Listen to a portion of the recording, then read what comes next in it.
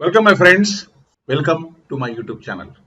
Today we are going to discuss an important topic on claim management, how to make effective claims on projects. Claims is a very sensitive topic and if not presented well with proper backup, chances of claim rejections are higher. What I mean by effective claim is the chances of your claim getting accepted is more, right? And how to do that is what I'm going to discuss today. I'm sure you will be able to get a lot of value. Before I proceed, I request you to subscribe my channel and spread it amongst your colleagues and friends. Let's start. You cannot establish the grounds of claim without one complete, well organized, accurate, available, accessible records. Records are the key, but the records have to be complete, well organized, it has to be accurate, they have to be available, and they need to be accessible. Record just lying somewhere we don't know will not help. So this is the first important principle on claim management. In that case, proving the claim will be more difficult, it will be more time consuming, and it will be more costly, because if you start searching something which is not available, it will be extremely difficult, it will be extremely costly, and it will take a lot of time. So this is very important aspect. Proper documentation will bring well substantiated, robust, effective claims. Very important. If you want to do a proper claim, you must have proper documentation that will substantiate, that will make your claim robust and obviously effective, right? So let's move forward. Some of the important inputs for preparing the effective claims on your projects. And when I come from a construction background, you must relate accordingly.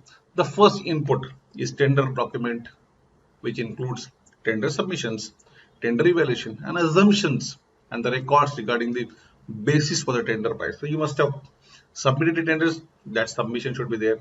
How it was evaluated, that evaluation criteria must be there. And what are the assumptions you have mentioned while submitting the price? Those must be an important basis to move further, right? Those assumptions are very, very important. Second input here is contract document which should be reviewed. Are one is the contract agreement. So once you sign the contract, when it is signed from both the sides, it's called contract. What are those agreements? Letter of acceptance, letter of tender, and obviously the specification, because most of the claims also come from the specification issues. If the specifications are not well drafted, the claims can be brought from there. The third input is contract records, which should be checked are your minutes of meeting, your POs and invoices, that is the purchase order and invoices. If you want to substantiate your claim, that this is what you have done, you have paid this much amount to this gentleman, this much amount you have paid, that can be only checked through POs and the invoices copies of your vendors or sub vendors. Site measurements, important aspect, because if you have that which is signed off, it's a very good basis for making claims. Photos and videos, nowadays is the world of photos and videos. Picture speaks 1,000 words, video speaks 1 lakh words. So whatever possible, try and get these are the records which are important: the minutes of meeting, the POs and invoices, site measurements signed off, and the videos and photos play an important role. The fourth input is your correspondence. The notices you must have sent for your non-tender items, your delays for not getting the site clearances, not getting the site handover.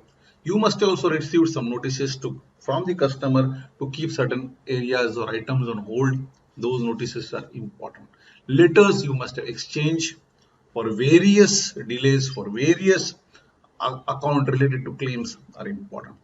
You must have asked for information, clarity on information, that is a request for informations. Those also becomes what time it took to reply those requests for information vis-a-vis what is mentioned in the contract or matter of delays. Instructions you must have received from the project management consultants, from the sponsors, from the various stakeholders. Those instructions, if they are not in line with the contract specification, with the contract, that becomes a change, and then the change will be converted into a claim. The fifth input is cost records. You need to provide as much as possible as a basis for substantiating your claim. And these records could be related to material cost, could be labor cost, your site overheads, and your HO overheads. Remember, there are people who are working in the background who help, their salary is debited to your projects. Your own site teams, your rentals, your fixed costs, and that is the first thing which I always tell. Fixed cost is detrimental.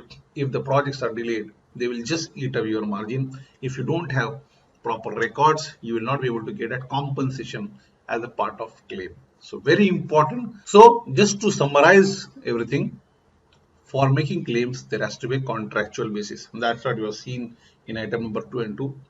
In item number 1 and 2, then you must have records of facts that will include pictures, receipt, invoices, timesheets, the site diaries, everything that counts as an evidence. The photos, all these things will play an important role. And this becomes your claim strategy. This is a perfect summarization of what I have just discussed. Very important for all of you. Very important again, always formulate and present claim in professional way using positive language. Always use positive language. No, not, neither, never should be removed. Use these words with the positive words. That will make your claim very, very viable. Make it professional. It has to be presented properly so that it gets passed immediately. Just to announce, please look at these important courses available on my own app, which is driven by ClassPlus. Links are available in the description box. The first course is on project management important. The second course is on EMV. Third course is on the risk management. And the fourth course is on leadership and project management. These are very, very important courses at very, very affordable, investment. Please go and look at it. Please subscribe my channel. Follow me on YouTube, Facebook, LinkedIn, and ajazkazi.com. Thank you very much.